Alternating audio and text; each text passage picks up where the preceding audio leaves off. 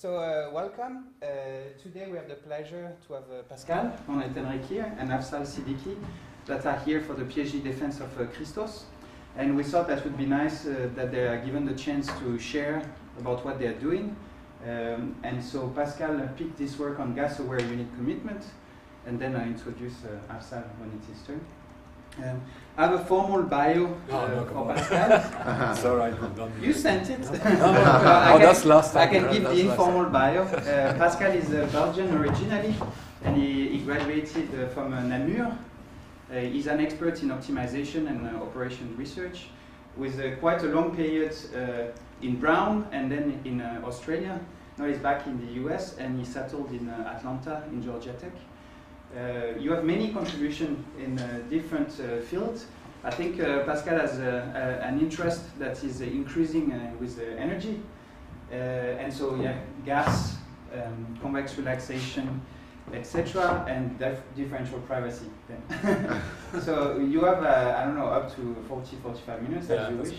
Great. Do you want people to wait for the end to ask questions? No, you can ask question anytime. They need to throw the cube. Oh, yeah, we have a cube.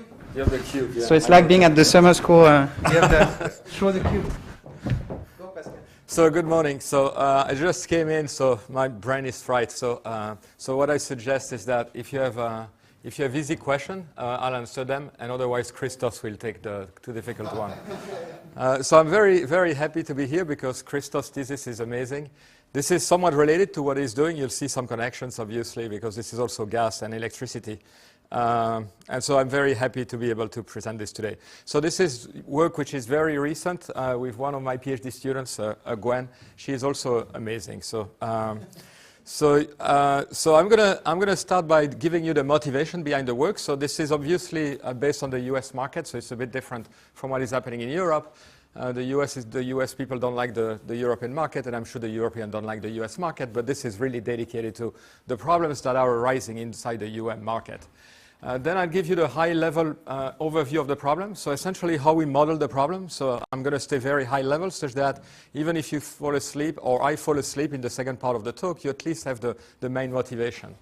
And then I'll give you all the results. And then afterwards, for the technical things, you can sleep. But I'll go into the detailed modeling, unit commitment, the gas model, and then the coupling between the two. And then afterwards, I'll tell you how we solve the problem, because it's not an easy problem to solve. So there will be some heavy computation at the end. So I'm going to start with the motivation, and this is what is happening in the United States and probably most in the world in general. So the mix, or the share of gas inside the energy mix is increasing tremendously in the United States. So what you see there is the increase from 2007 to 2013. And so that was a 5% increase. To give you a sense, these days, MISO, which is the Midwestern Interconnect operator, has about 40% of gas. So which is very substantial compared to what it used to be. So the problem you have is that in the United States, there have been a couple of events that are basically have seen that this increasing mix of gas raises some significant issues. So this is the polar vortex. I don't know which one of them they were two, so I just picked that up on the web. But this was a massive weather event. And what it created is an amazingly cold wave in the northeast of the United States. So you see the numbers over there, so minus 29, minus 32 in Montreal. Now, I don't even have to tell you if this is Celsius or Fahrenheit. At that level, it doesn't matter. So it's extremely cold, okay? So when it's extremely cold like that, there is a lot more demand for gas, which is used for heating homes and so on in the US, and for many other things. And therefore, the pressure on the gas and the electricity network were very substantial. And so what happened is that the gas price increased tremendously. So you see the peaks there. They are extremely high. So these are very, very high peak compared to the price, which is around $2 to $3 in general. So they went up to $120. So this is the price on the spot market. And then because of this, this very high price for the gas network, so what you had is exactly the same peaks inside the electricity market. So you have massive price spikes, both on the gas network and inside the electricity market.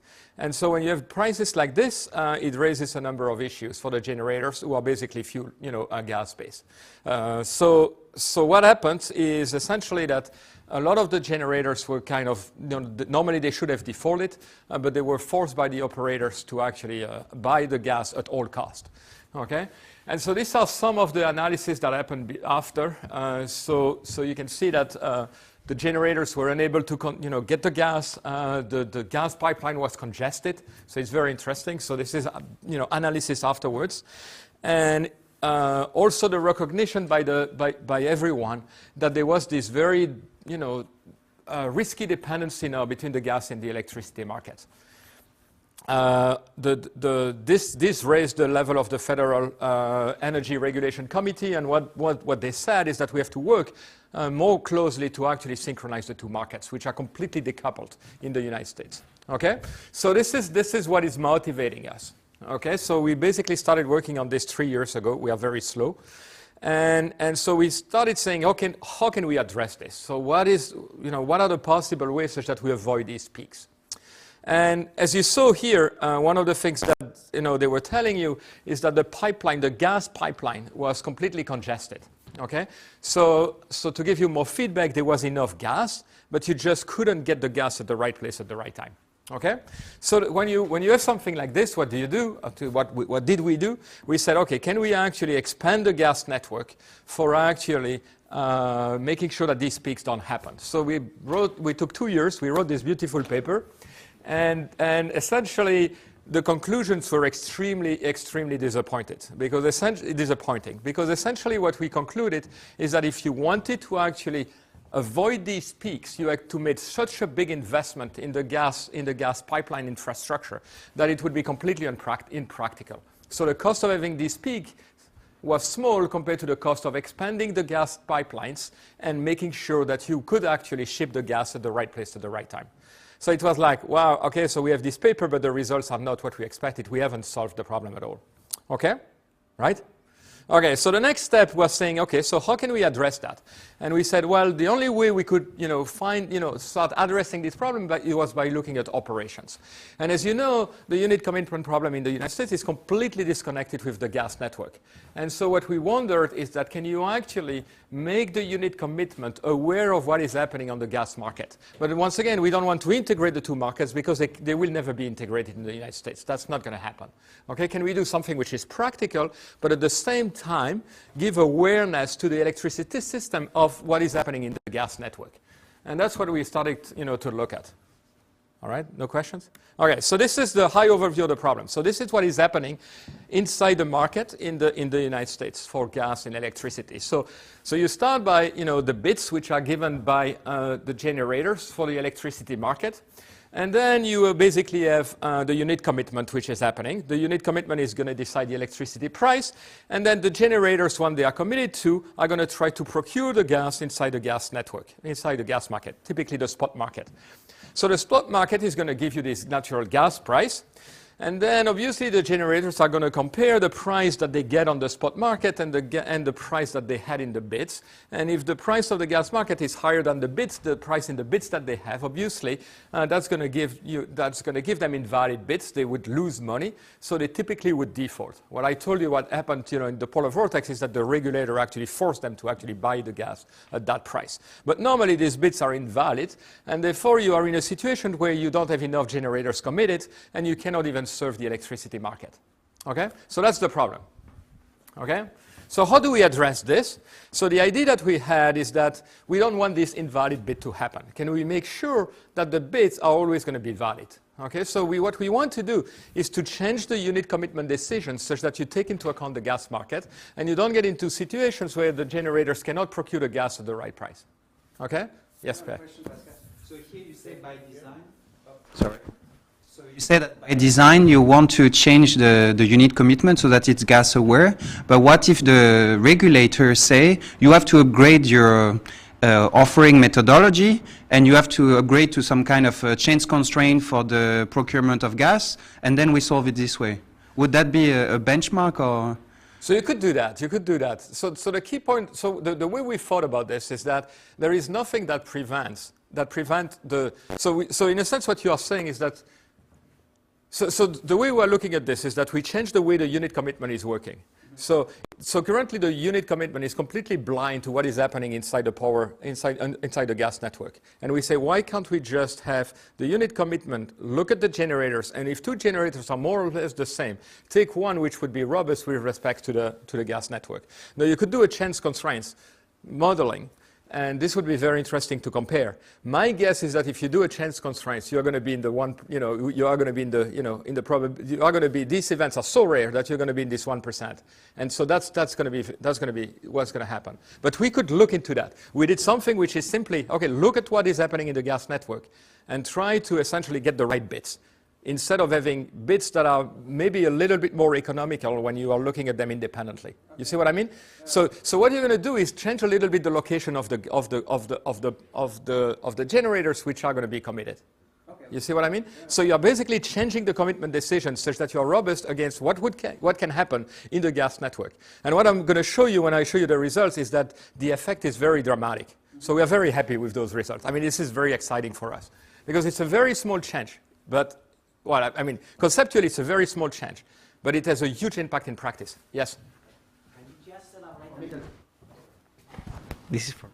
Can you just elaborate what you mean exactly with by invalid bit? Yeah, so I'm going to formalize everything that I'm saying. So I'm staying at a high level, okay? But I'm going to give you the math at the end, right? So in the middle. But essentially, what it means is that the price that you can procure the gas is so high that it's producing the electricity given that gas is going to cost you much higher than the bid that you made. So let's say you offer to produce 1 megawatt at price X. Just producing that megawatt is going to cost you 10x. You see what I mean? You're losing money. It's invalid from the perspective of the producer. Right? Yeah. The producer is saying, hey, I don't want to produce. From the perspective of the system. Yeah. It's invalid from this. Yeah, right. But you see, this is important because the generator normally is going to say, hey, I'm not going to produce. I'm not going to produce because I'm losing a huge amount of money. No, normally they have a penalty, but the penalty is so small compared to what they would be losing that they could default. And that's when I told you at the beginning what happened during the 2 polar vortex events is that the regulator actually forced the generator to buy the gas at any cost, any price. Yeah, it's invalid from an economic point of view, but not necessarily from a physical point of view. No. Physically, it's fine. Okay. Okay, all right, good. So this is the standing. That's what we are addressing.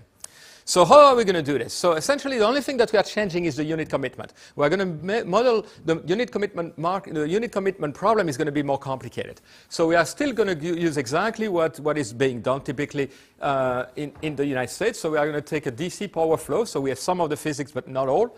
We're going to have, temporal constraints, startup cost, no cost, low load cost, and things like this, and also the bits that the generators are going to produce. Okay, and typically, we keep the unit commitment, the unit commitment modeling as it is normally. But now we are going to add the natural gas network. And so what we are going to do once again is that we are going to look at the market for the gas network, and then we are going to look at the gas flow equation. And this is going to be a convex relaxation of the gas network. I'll tell you why later on when we go into the details. And so that's going to be a second-order cone program. Okay, second-order cone programs are very nice because you have strong duality on them, provided that there is at least one solution, and there is at least one solution here. Okay. Now we have these 2 markets which are nice, they are both convex, and then we're going to link them with 2 types of constraints. The physical constraints, so what it means to, the physics of the 2 things, and then the economy, the economic perspective as well, which are the constraints for the bid validity. So the physical constraints are easy. It's basically telling you if I have gas and I want to produce it, and I want to produce that much of electricity. If I want to produce that much electricity, how much gas do I need? And you have this heat rate curves that you can use to do that. And those are going to be quadratic functions or linear function in general. And then you will essentially try to link the price of gas with the price of electricity. And so this is at a high level. Once again, I'm going to go into the detail and show you all the details later on. But essentially what you see there is that, there are a lot of Greeks here, and I'm terrible in reading these Greek letters. So phi, I guess this is phi on the right? Okay, so phi is going to be the marginal gas price, the zonal price of gas. Okay, and then on the other side, you have the marginal bit price. That's the highest bit that's going to be selected.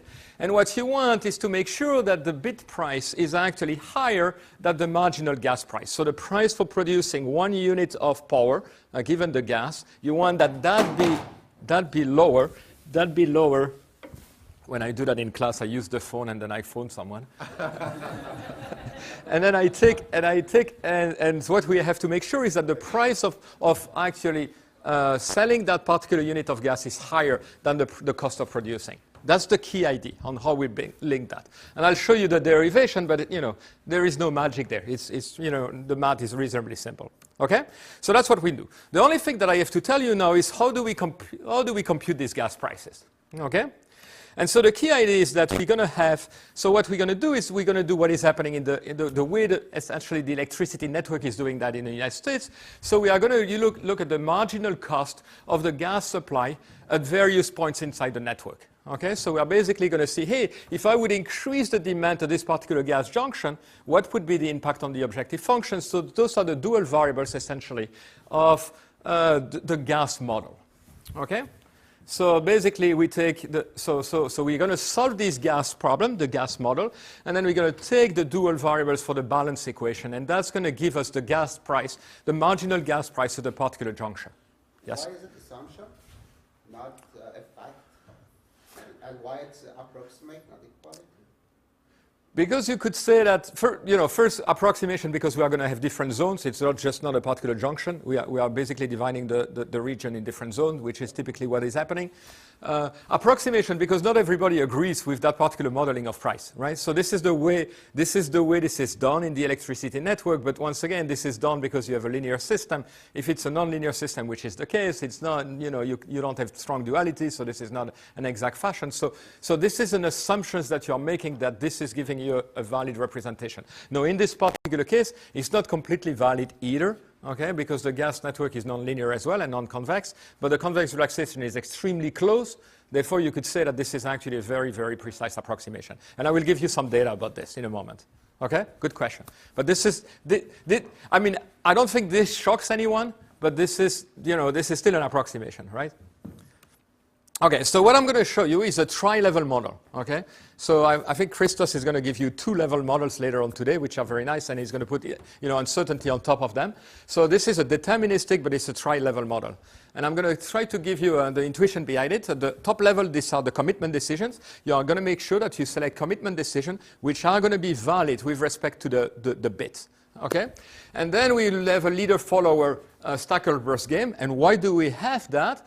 For the simple reason that essentially in the US, the first thing that happens is that you decide the dispatch after the commitment decisions, and then based on that dispatch, you're going to try to procure the gas on the spot market. So it really models what is happening in practice. Now, I'm not saying that this market is nice, but this is trying to model as closely as possible what is happening in the US. Okay? So I'm going to abstract some of the math. I'm not going to put all the models together because you won't see anything. So I'm going to use abstractions, using linear equations. But I'll show you the entire models later on. So this is what we are doing. So at the top level, you see essentially the unit commitment decision. The ZL variables are the unit commitment decision. And then you have the bit validity constraints. So that's the top level. You are trying to find bits which are valid. Okay? Now, obviously, to find the validity of the bit, you have to find the economic dispatch.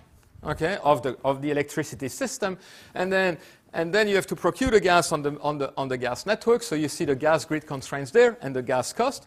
And obviously, what you're going to get, the dual variables of that minimization, that optimization problem, are going to give you the price of gas, and therefore this price of gas is being used inside the bit validity constraints. Okay, so we have to solve that. Easy, right? Right, easy. But, okay, so now I'm going to skip all the details, and I'm going to tell you the results, okay? So that at least you will get something out of the talk, okay? So what we have is that we spent about 1.5 years to actually build a reasonable test case so that we can test those ideas. So it's as difficult as designing the test case as designing the solution. So this is the Northeast, mostly New York and Pennsylvania regions of the US, okay? This is where the polar vortex happened, okay, part of it at least. And so this test cases, you can access it and use it, actually. It's very nice. So it's a very nice, case study. So this is at a high level what is happening. So most of the gas which is produced in Pennsylvania is linked. I don't have a pointer, but it's linked in this western part of Pennsylvania. There is a lot of gas there. A lot of also some of the gas generators are there, and they go through this Leidy line, which is at the top. This is the horizontal line there, and there is no congestion there. I mean, you can ship the gas the way you want. And then you arrive into the New York City area, and there is the place where there are a lot of the consumers, the gas consumers, and there is massive congestion there. There was massive congestion there during the polar vortex. So that's what we are facing, okay? And so this is to give you the fact that this is a real case study. This is what happened there. This is the New York, just south of New York region. You could see that during the polar vortex, you had this high spike in the price. And then, so this is that region. The West Pennsylvania regions, that price which were up to $3 or something like that, $4, very low price compared to the other one. Okay. So and so we are really replicating what happened during the polar vortex here. Once again, these are the price of the gas and the price of electricity. The Leidy line that you see there all the time during all these events the price was always very low. The price, at the New York regions, that's where it was very high. Okay. So what we're going to do is we're going to take this network now, which is part of the electricity system, part of the PGM network, and then part of the gas network, and we are going to stress them. So we're going to first stress the gas network, and then we'll stress both the gas and the electricity market, and we'll see what happens. Now, the price of gas in this particular case is modeled as a piecewise linear function. That's typically what they do as well. It's a piecewise linear function that increases very low, so it's almost linear. But then you have a very high price for load shedding. And that is what is actually creating these big hikes, spikes, because essentially at that point, that's where the spot markets, essentially people are using their firm contracts and replacing and basically giving them to the gas fuel generators. So this models really what is happening. I'll have a slide to explain you that in a moment. So I'm going to stress the power system by 1.3 and 1.7 times, such that you can see the effect. And the gas network is going to be stressed in tremendous fashion as well. So this is the two things that I'm going to compare. In the first step, I'm going to tell you what the market is really doing. So you get the unit commitment. That gives you the demand for the gas fuel power plants, fire power plants, and then you get the natural gas price. You try to select them on the gas network, and then you compute the economic cost. So when you force the generator to buy, how much does that cost? That's the additional cost that you get. Okay? And the model that we have is that the only thing that is different is that we have this unit commitment which take the gas. And therefore which take the gas into account. And therefore we are guaranteed that the bits are going to be valid. And we see the price that we get by doing that. Okay? No, we don't change the gas model. The spot market is still the same. The only thing that we have changed is the way we make the commitment decisions. Okay? All right? So that's what I'm going to compare. And so this is the first comparison. This is a comparison between when the power system is not stressed. And so on the left you have the existing market. On the right you have the new market. You have the new unit commitment market. So what you can see on the left is that as soon as you put enough stress on the gas network, you start to have these economic losses. Okay, so these are basically I don't have a pointer, but so this is this line. Yeah, somebody has a pointer? It's a stick. A stick? Oh, you have a stick? Yeah, there. Yeah, in your backpack. Oh, this. Old school. This is very cool. That's a real. So you see there, these are the economic loss. This is the price of the gas, and this is the total price. This is really cool, right? Yes. Can I ask a few questions? Yes. First, okay, in power system also we fix the binaries to their optimal values. Yeah. But then it brings some lost cost because of, I don't know, fixed cost or startup cost.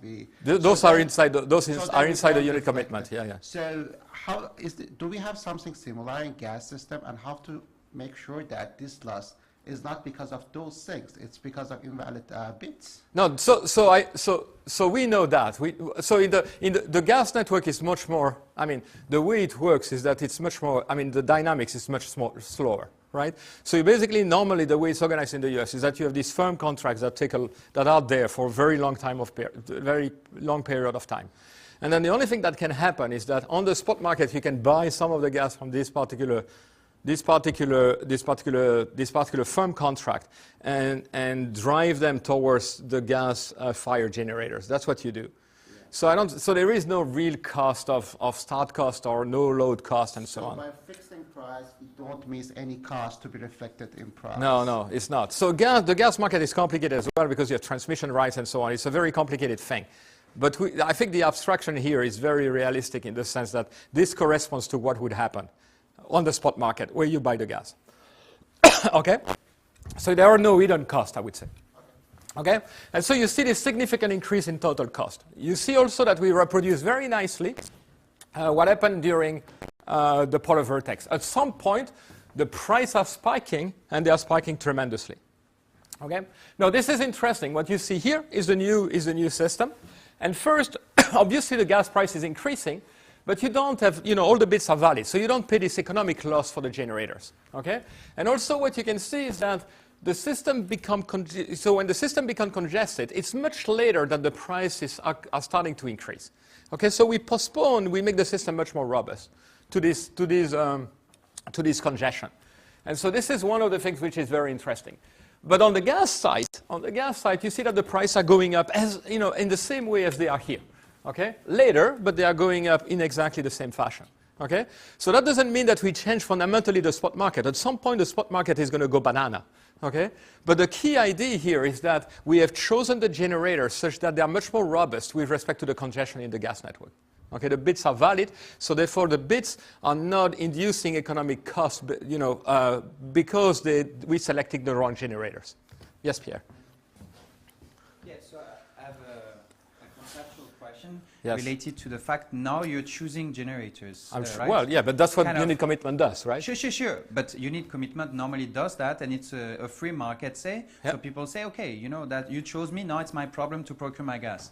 Now the central operator is deciding for me that I'm not going to be able to get my gas, so I'm pushed out, right? It's not deciding for you. It's basically telling you, Pierre, you have to provide me with very realistic bits, and you didn't. Okay, so you're telling me I'm in denial, and you are in denial. You are in denial. So I mean, there is no way, Pierre, that you can procure the gas at that particular price, and I can prove that to you.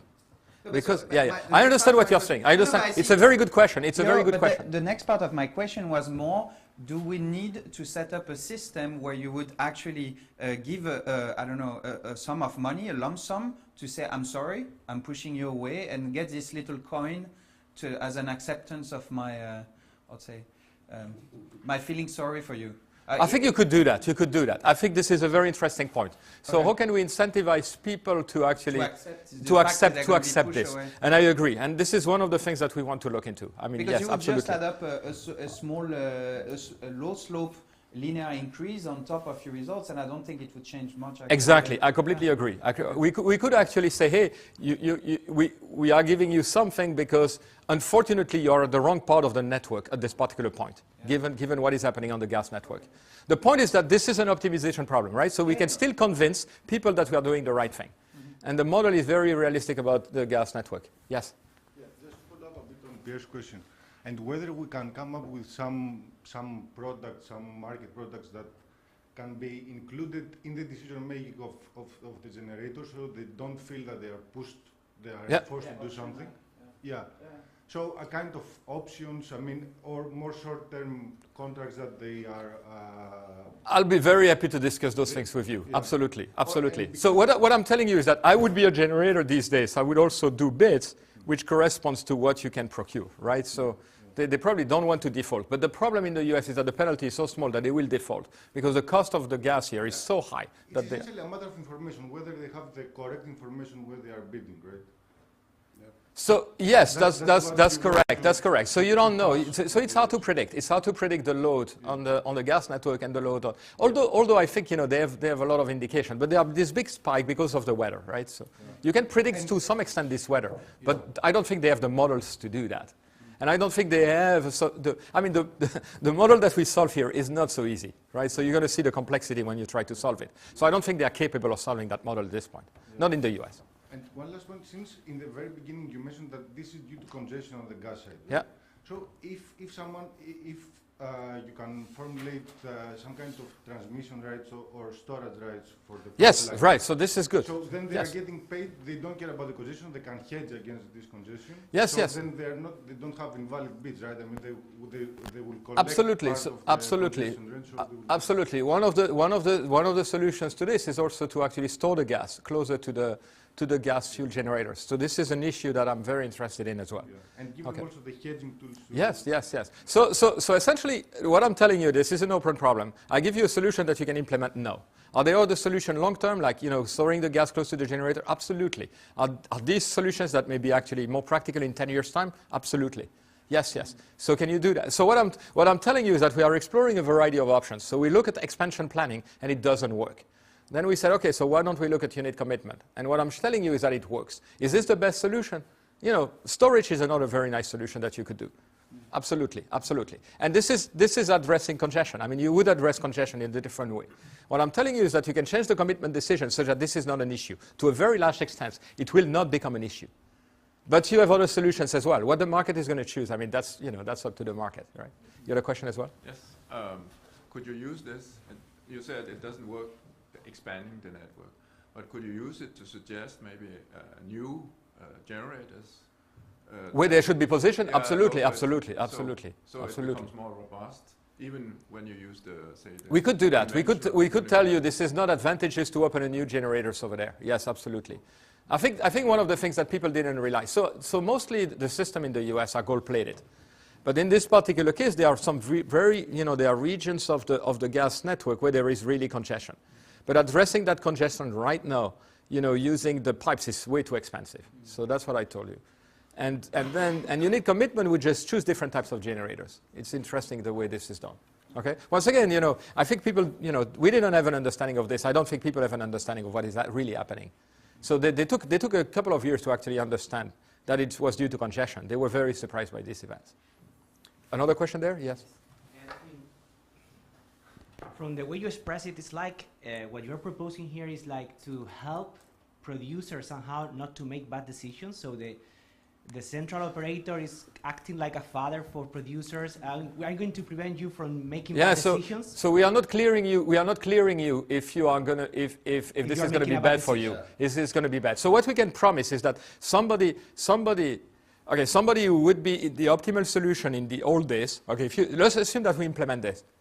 So we would promise the generators, if your bids are valid, you will be selected. And these are the most economical bids, you will be selected. The only reason why you cannot be selected is because your bids are invalid. So that's the guarantee we prove. But this is the clearing engine. The clearing engine is saying there is no way you can procure this gas. You are not truthful or you don't have the right information. Okay. That's what we are saying. Okay, but then you are using a model that at the same time is anticipating what is going on in the gas network and the impact on the electricity network. Why don't you just go centrally commitment?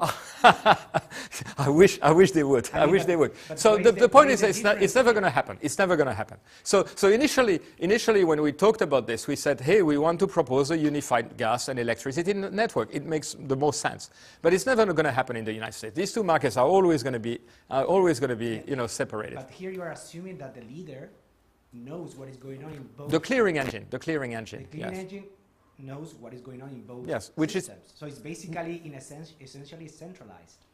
It's not because the information is there for everybody, right?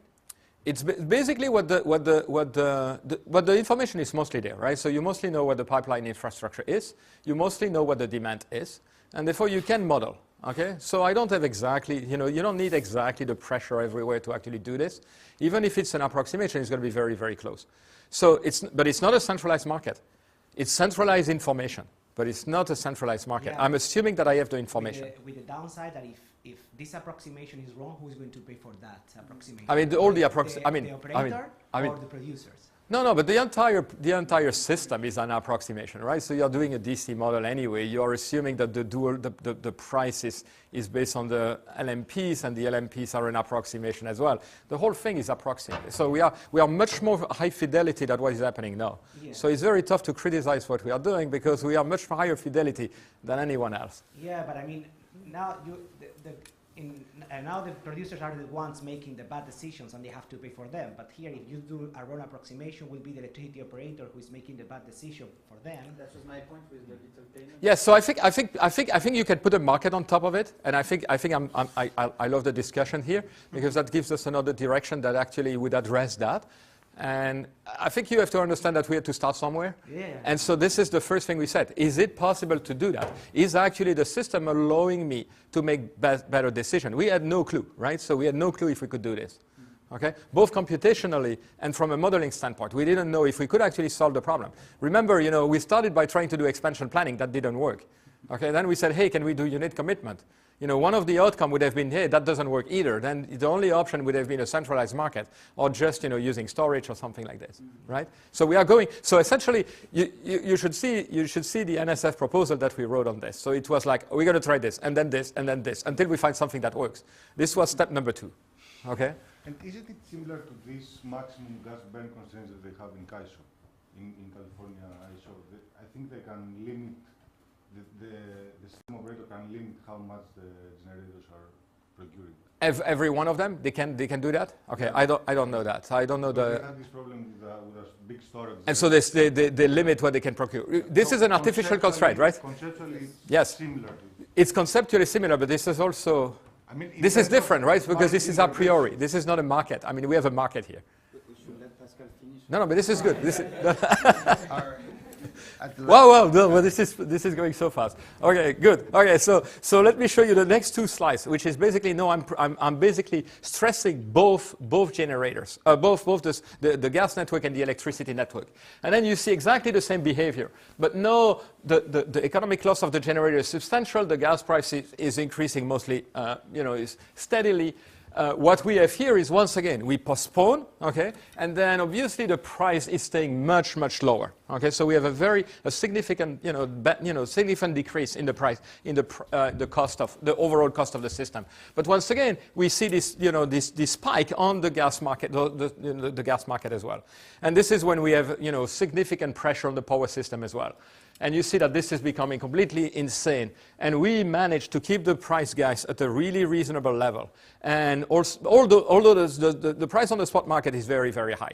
So what this tells you is that in this market, in these test cases, which models PGM as well as the gas network, at a certain level of abstraction, obviously, we are capable of doing commitment decisions that are way better than what is happening if you have the market that are completely decoupled. Okay? Now, okay, so let me tell you a little bit how we model this. So I'm going to go fast. Unit commitment, all of this. There is nothing new there. It's just to address some of the questions that were. So we have the no load cost. We have the start cost for the generator. So it's the traditional unit commitment, and it's using a DC model there. This is the dispatch over there that you see. So these are the traditional DC equations. The rest is essentially a number of constraints on the capacity of everything, and then the flow balance constraints. Okay, so it's a very, very standard unit commitment, nothing fancy. Now the gas model is interesting. So the variables are typically flux, pressures, and the injections at the various part of the gas network. And the constraints are basically the flow conservations and then the Weymouth equation, which is like the steady state equation for gas. Okay, I'm going to show you it in a moment. The objective is a piecewise linear function, okay, which is almost linear, so there are slight increases in the slopes, but not much. And then you have this very large cost for load shedding, which account for the way the spot market is going to increase in terms of congestion. And so this is the gas model. There are 2 things that I want to show you. One of the things here is that you have the load shedding there. This LJT is basically how much you can shed. Okay, this is the consumptions of the gas-fired generators. We are making sure that they are always on. So it's like modeling what happens. You basically the regulator is forcing them to buy gas at all costs. Okay, so you don't shed those guys. You shed everybody else. Okay. This is the Weymouth equation. It's nonlinear and quadratic in this particular case. Okay, so we convexify it by basically replacing the equality by a greater or equal in this particular case. Now, what does that mean? That means that this relaxation, the only thing that it means is that you can throw away flux. Okay, now you have absolutely no incentive to do that. Therefore, this relaxation is actually very, very strong, and I'm going to show you results on the next slide. Okay, you see the objective function on top, and this objective function is basically this piecewise linear function plus the cost of load shedding. Pascal, Yes. with this relaxation, is the price achieved is the same as the price of the original problem, or is it different in the optimal? So what it may be different in one particular, if the gas network is actually losing flux. So what this does, it's like in the power system. What this relaxation allow you to do is throw away electricity or throw away flux. Now, do you have any incentive to do that in a congested situation? No. Okay, so my point is that I think, and you'll see on the results, is that in almost all cases, it's going to be exactly the same value. Okay, the relaxation is extremely tight. Okay, so let me show you the next slide. Okay, so this is gas slip 512. It's a large gas network. Okay, that is used for test cases as well. So what I'm showing you here is an expansion planning problem that we did on this gas network. What you see there is that, and once again we are pressure, we are increasing the pressure on the gas network. You see that this relaxation is the only way we can solve this problem, and it's find the optimal solutions all the time. So the optimality gap is 0% all the time. Okay, this is a mixed nonlinear solver. Okay, it cannot even find feasible solutions on this particular test case. Okay, so what I'm telling you is that up to significant pressure, this particular relaxation is optimal. Okay, the optimality gap is 0. Okay, so it's very, very precise. And the beautiful thing is convex. You have strong duality. Therefore, these variables are you can use these dual variables and this representation that I've used. Okay, but it's a good question. All right, so this is the coupling. So I told you about the physical coupling there. Essentially what it tells you is that if I want to produce this amount of electricity, I have to produce that amount of gas. So this is either a linear or quadratic curve. Okay. Once again, I can relax that, okay, and produce more gas that I need, which I won't do, right? And this is how I compute the bit validity. So so this value here is the marginal bit price. That is essentially the price of the highest bit that will be selected. Okay, and then what you have here is, actually I have an animation of this, so marginal bit price. Then you have the zonal gas price. That's what the dual of the gas model are going to give you. What you have there is the differentiation of the gas curve. It tells you how much gas do I need for one more megawatt of power, and then I make sure that this guy here is actually greater than that particular part. This is actually greater than this. So the cost, my marginal bit cost is higher than the cost of producing one more unit of electricity given the gas price. Okay, so that's the math there to actually get this. Okay, and so once again, I argue that we are actually capturing what the spot market is doing extremely precisely, because what is happening in reality is that the gas-fired generators buy the gas on the spot market. Okay, and some of the people who have the long-term contract are selling that. And once again, I told you that the regulator is forcing the gas-fired generators to actually buy the gas, and therefore this particular zonal price is going to really correspond to the price on the spot market. Okay? Good? So far, so good? No, I have to tell you in 5 minutes how to compute this. Okay? Now, this is what we have to do. I told you that already. Okay? So because essentially in this particular case, when you optimize this, in this particular constraints, you don't have anything related to the gas. You can model that as a lexicographic problem. As soon as you have a lexicographic problem like this, okay, so you can rewrite it as a problem with one single objective value there, where you have a very high cost for the electricity component compared to the gas. Okay, you can do that, or you can do the inverse. You can have a normal cost there and a small cost for this. Now, once you have this, remember this is a conic program, so you can essentially take the dual of this. Okay, if you do that, you can have a model which has all the constraints in one problem. Okay, so you have the validity of bit, primal feasibility, dual feasibility, and then you want these two things to match. So you add the optimality condition, which makes sure that the cost of the dual is equal to the cost of the primal. Okay, so you have that. Okay, no, great, we have one optimization problem. Okay, so we are very, very, very happy. Unfortunately, that problem, if you put it in Gurobi or Cplex, it's way too hard. Okay? So what do we do? No, I'm going to abstract everything so that you can see what we are really doing. So once again, this is the core problem that we have. I'm simplifying all the math. Okay, so just linear constraints there, and then you have a constraints on the dual variables of this particular problem. So by strong duality, you can replace it to a top-level problem and a sub-problem there, which is once again a convex program, linear in this particular case, but conic in the real problem that we are solving. There is just one thing which is annoying, is this. Do you see anything annoying here? Yeah, this is nonlinear, so you have the commitment decisions over there, and then you have this variable here, which is a dual variable. Okay, so what's going to happen here is that what you're going to do, you can do a McCormick relaxation. Okay, but it's a discrete McCormick relaxation, so it's going to be exact. Now, if you Google for McCormick, this is what you get. So this is actually terrible. So I didn't even know that this product exists. But McCormick relaxation of products, okay, in Google give you this, and not some beautiful math. So it's terrible, right? This is society. Okay. Anyway, so you get this, okay, so which is completely, which is a nice convex program that you can solve, okay. And so essentially, what you have to solve is something like this, where you know that this is convex now. So you can do, of course, Bander's decompositions on this, which is nice, and which I love, okay? So you get the master problem there, and you get this nice sub-problem over here. Nice? Okay. You try that, and it's too hard. Okay, so if you look at this sub-problem, it's really bad. It's really, really bad, okay? We don't like it, okay? But it has something very, very interesting, okay? So this W variable, okay, is actually what is connecting everything. It's like connecting the electricity network and the gas network. Okay, so what you can do, which is interesting, is that you can decompose this subproblem in two parts. One which is very easy and has only the power system, and another one which is simpler and which has both network to some extent. Okay, and now what you can show, and I'm going to go really, really quick, is that if you find so the Bender's cut for this can all be found by solving these two problems. And there are a variety of cases, okay? If this one is infeasible, you get a ray for this one.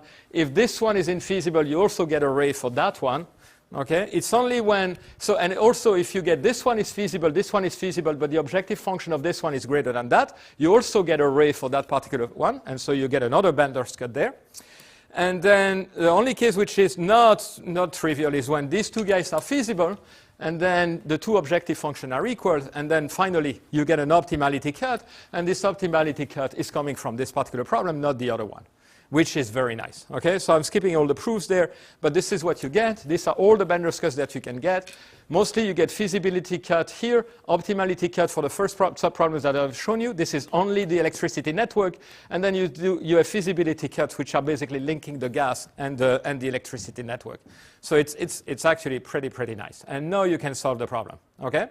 So let me conclude. I have 20 seconds left, but what I've tried to do is to tell you that we can solve many of these problems of the polar vertex if you have a unit commitment which is gas aware. So you decide in a different fashion what the generators are going to do, and the bits are taking into account the zonal price of the gas.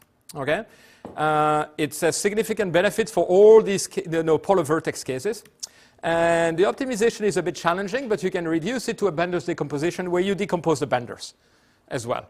And then you can actually solve this problem even for the hard case, which is typically when you have, which are the case where it's not too much congested, it's just in the middle. That's where the difficult cases are located. Okay?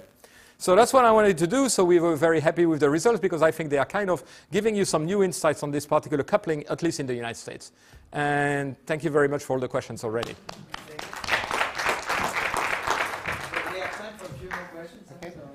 Can I ask two questions? Yes. Okay. One is about, the shorter one.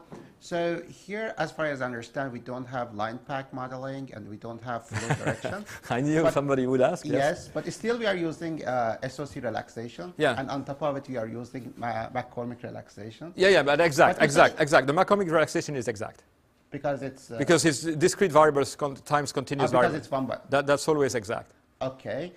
So, but if we add the line pack stuff, then can we have the type relaxation?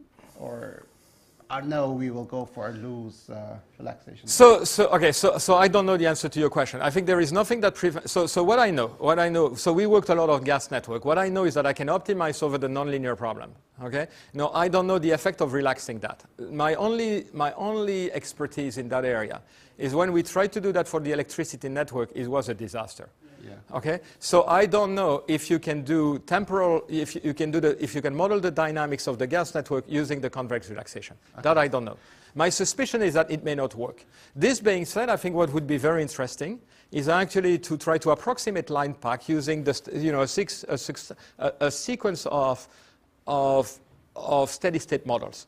I would be very interested to look into that because that can actually help compensate some of these effects.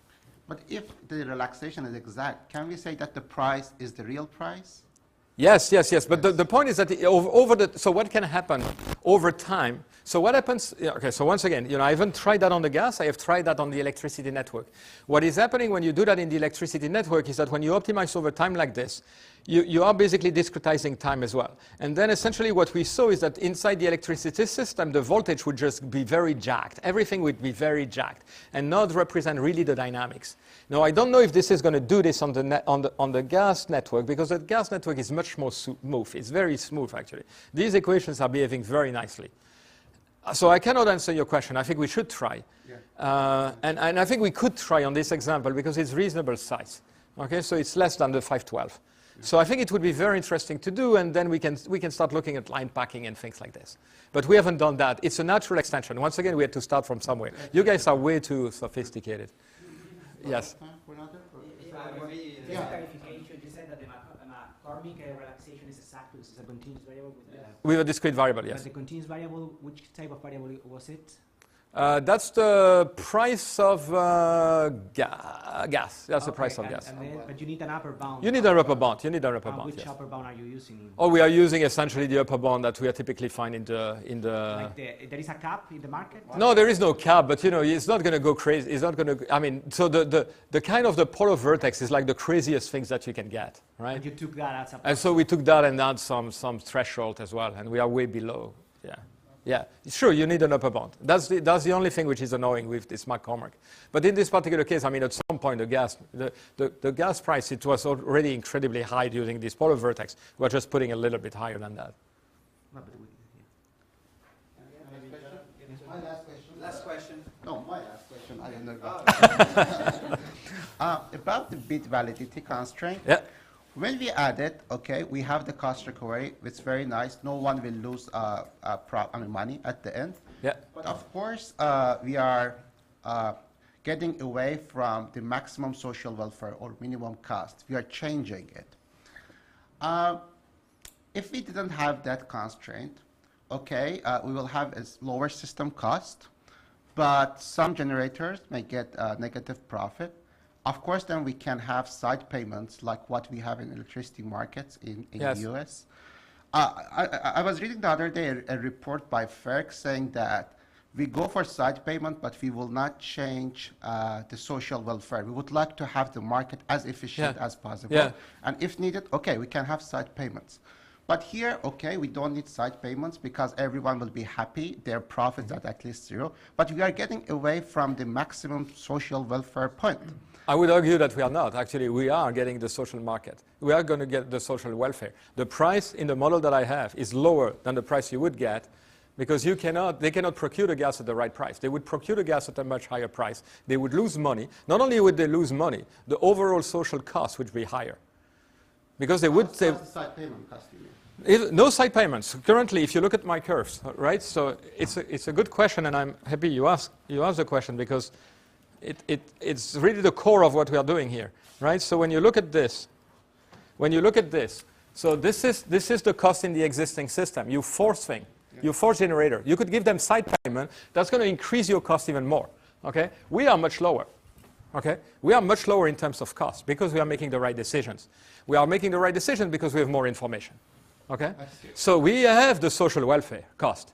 They don't because they actually look only at the electricity market. They have the social welfare for the electricity market, but that's not feasible in practice because they ignore the gas, the spot market price. Yes, but Yeah. I think his point, and perhaps Juan Miguel's point, is that maybe you should have a third model in which you do the centralized dispatch. Yes. And then you can show how close it is. Yes. right? So I know, then you can actually prove- I know. So this is the next thing that we're going to do. We're going to say, hey, how close are we to something that would optimize everybody globally in a centralized market? I completely agree that we need to do that. Okay, but once again, what I want to point out is that this is never going to happen. Okay, there will never be a market which is joined. So. We do that to some extent in the planning problem, in the expansion planning. So it shouldn't be difficult for us to do it on this particular test case. So I haven't done it, and I know I should do it. Okay, so we'll do it because that would add another very interesting piece of information to this talk. The best you could ever do is this. This is how close we are. My guess is that we are going to be a little bit closer. Okay, we are going to be very close. That's what I believe will be. But you're right. I should do this. You are completely right. Thank you very much, Pascal. Thank you, Pierre. Something interesting you said, I mean, Juanmi has tried to publish a paper in operation research on this idea that maybe the merit order should also account for the recourse and the potential cost of the recourse, right? And here you're making the same point for the gas. You say social welfare is not just about this forward commitment that is myopic. Exactly. It's also about trying to account for what is going to be the true cost. Yes, absolutely, absolutely. And I think that's one of the things that's one of the things that Christos does very well in his thesis. Yes, absolutely. Yes. He had a very good supervision from. Yes. Thank you. Thank you. So now we're going to move to Afra. For those who need to run to the bathroom.